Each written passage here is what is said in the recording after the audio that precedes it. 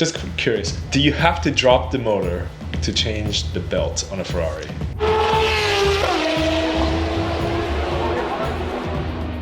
Some. It really depends on the years. Some early cars, like mid-90s and such, yes. Later cars, like I believe after 360s, so like the 360, the 430 is now chained, so you don't have to change them. Okay. The 575, the front engine Ferraris, you can do in car. Okay. And even still, you know, that's almost 20 hours of labor to do some of these timing belts. Yikes. And it comes down to, okay, well, let's say the motor's out. Yeah. That was 10 hours of labor in itself, just to get the motor out of the car. Well, now that it's out, we should really address any other issues that you have, because it's going to save the labor in the long run. So it can add up very quickly. You know, it's big to find a well-maintained car, so you don't have to run into all the major issues. You know, they always say, oh, you can buy a Ferrari really cheap. Yeah, well, you're going to spend a lot of money making it better. Yeah, I mean, because they say, if you buy a $100,000 car used for $50,000, for example, it's still a $100,000 car maintenance. So, exactly. Yeah, we got to think about that.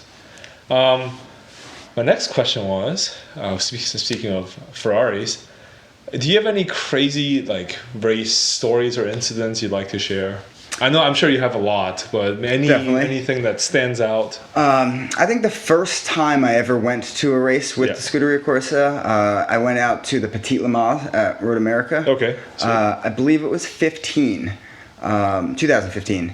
I was a tire guy, so I was just essentially getting the tires from the car. Once we took them off the car, bringing them to the Pirelli stand or the Michelin stand. They would dismount them. I'd come back. We'd tape off the wheel weights, etc. So essentially, we won by default the championship. That was the last race of the season, and the race was rain delayed, and they eventually red flagged it. Well, we had just made position where it gave us enough points that we won the championship.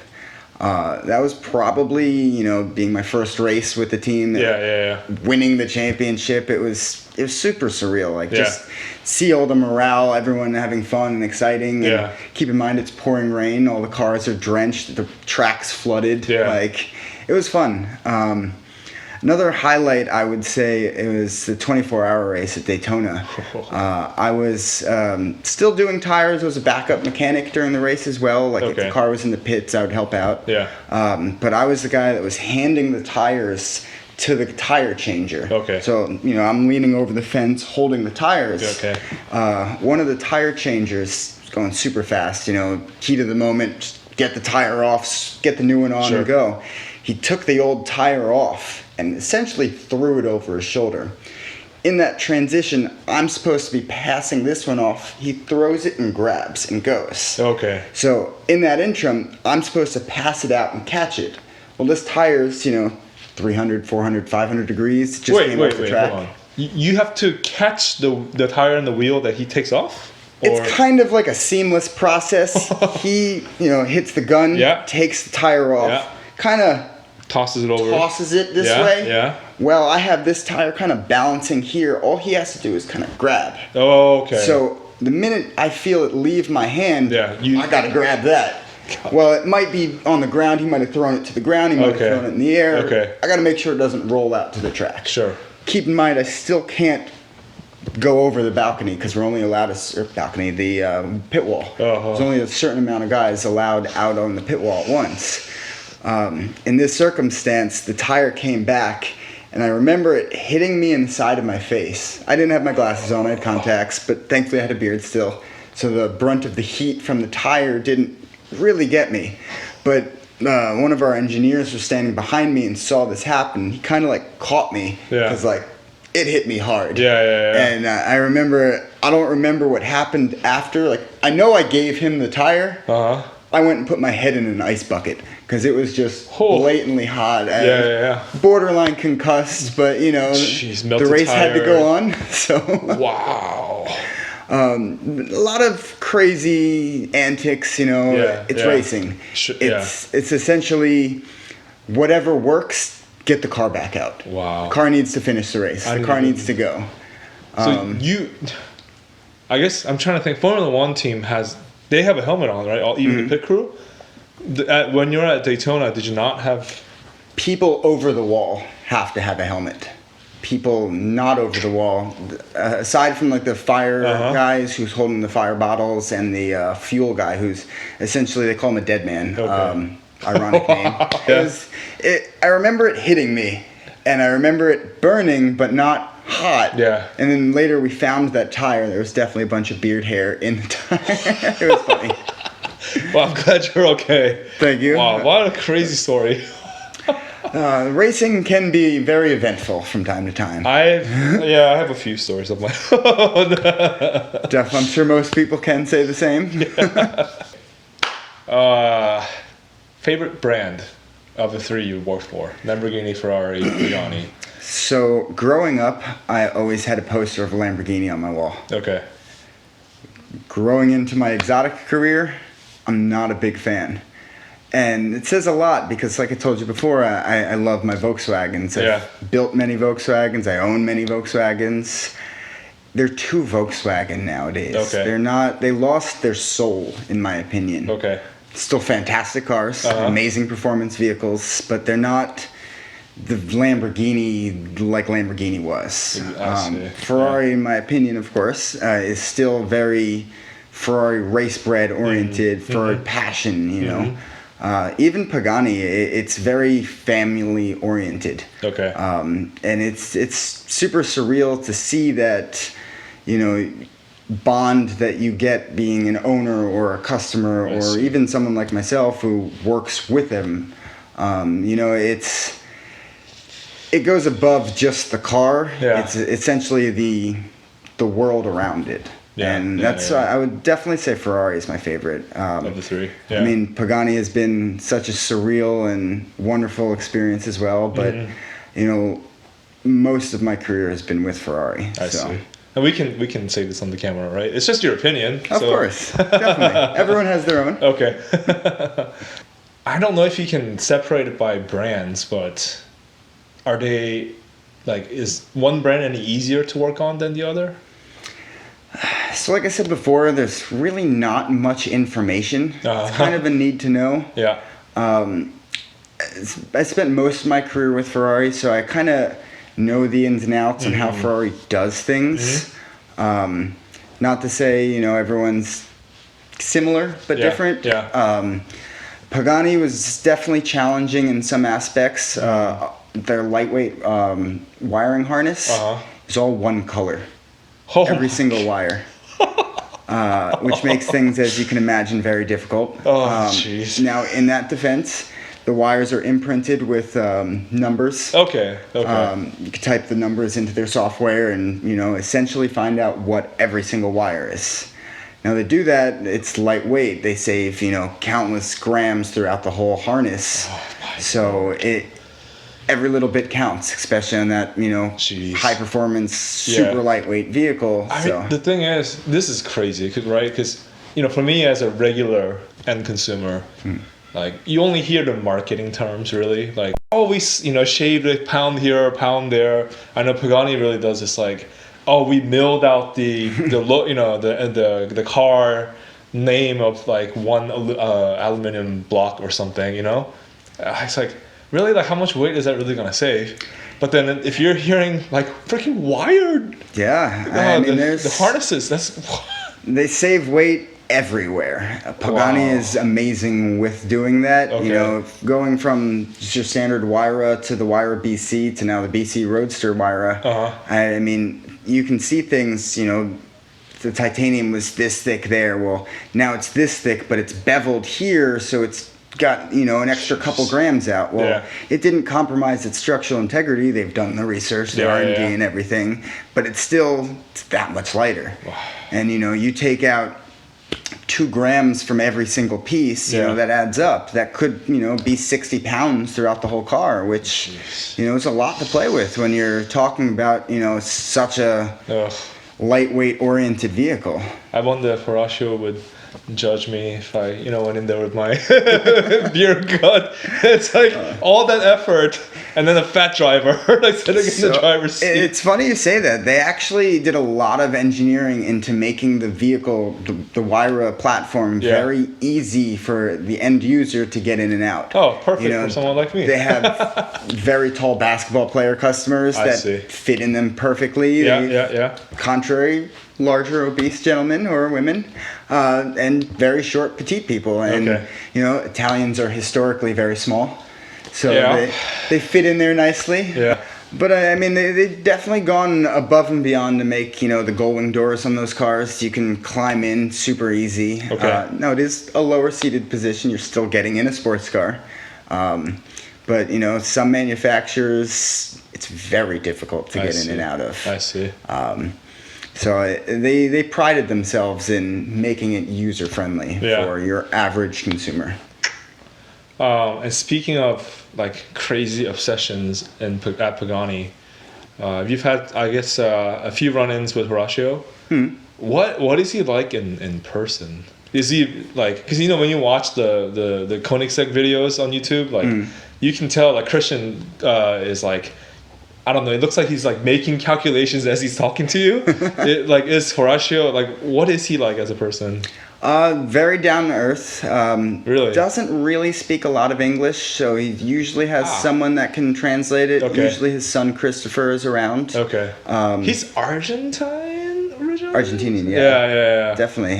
He started his career in Argentina, then moved to Italy, worked for Lamborghini. It's a whole other story. Okay. But I mean, super down to earth. Like I mentioned before, it's very family oriented. Okay. I've done a couple of the Radunos up to Monterey, which the Raduno is basically like a rally for the cars.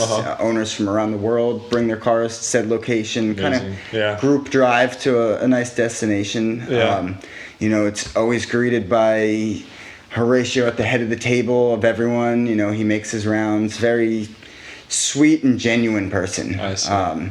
And the passion you can just see exploding from his eyes, like you were talking with Christian, making calculations. Everything. Even the way he talks about the vehicle. He makes a very important reference all the time about the mirrors on the Wyra being sculpted after the female eye.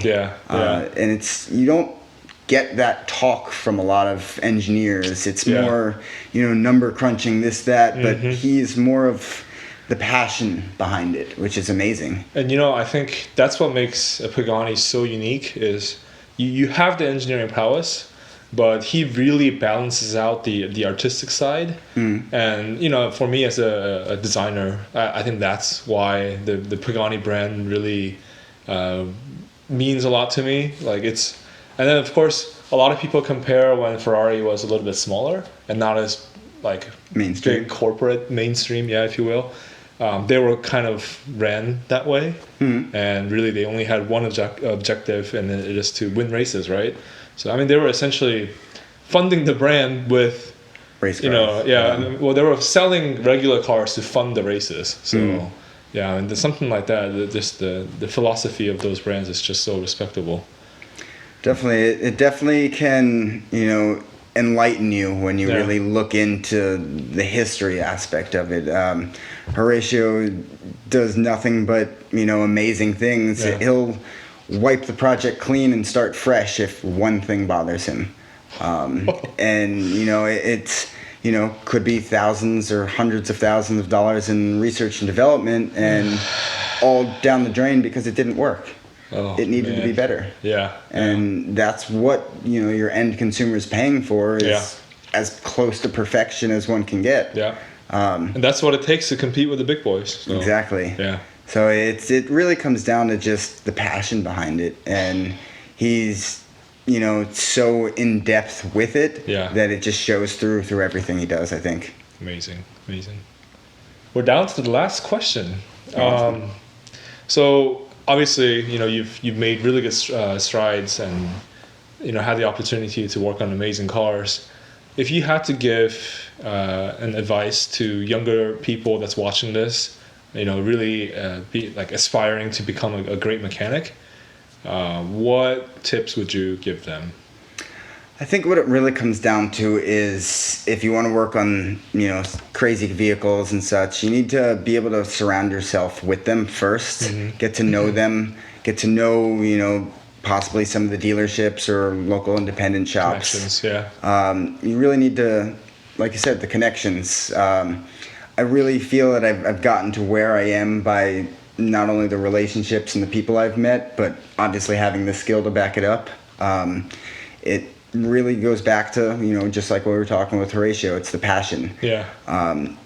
We talked the money, it can be better, it can be the same. A lot of frustration, a lot of, countless hours of trying to find things going, unnoticed. But it's really on who you can interact with and having the desire to want to get to these big cars. Yeah. They're just essentially very advanced puzzles, right? Exactly. So, yeah, it takes a lot of patience and effort to really... And, there's nothing to rush through. You can go faster once you learn the vehicles, but the worst thing you can possibly do is make a mistake. Yeah.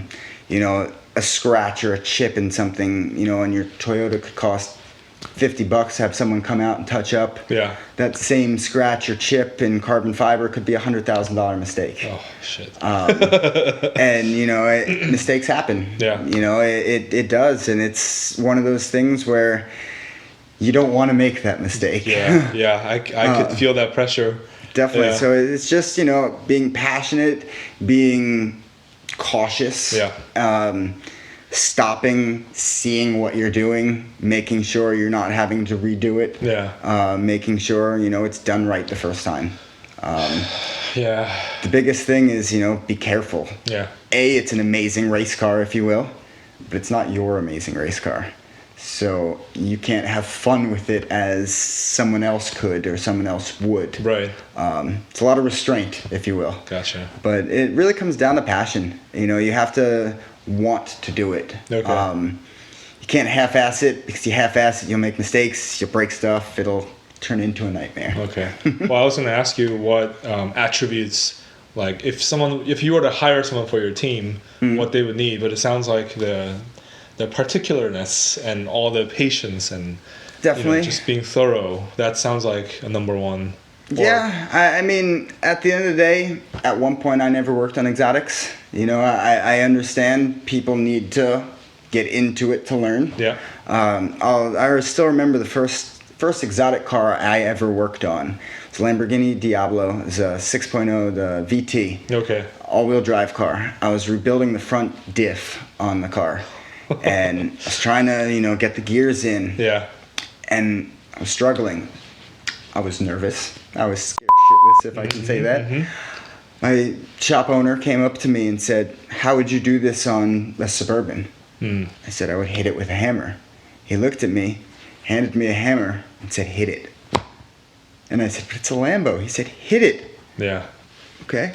And that was your barrier breaking moment, right? Exactly. Okay. You realize it is just a car. Yeah. Yeah. It's a very cautious, piece of machinery. I very have to calculated make sure, hit. Exactly. But, you hit it Yeah. and it went into place and it all fell into, perfect organization just as it should have. Wow. I was sitting there with my hands trying to get this in, nervous because, I know I need to apply force, but it's Lamborghini. I don't want to smash a Lamborghini with a hammer. Yeah. Yeah. Well, hey, Eric, thank you so much for the interview. I think hopefully it helps a lot of the younger aspiring mechanics to be really inspired watching this and all the information for all you car geeks out there. I hope you guys really enjoyed the video. And if you found this video really fun and insightful, please support my channel by subscribing and hitting that like button. But yeah, as always, thank you everyone for tuning in to another episode of REVlogue, and bye now.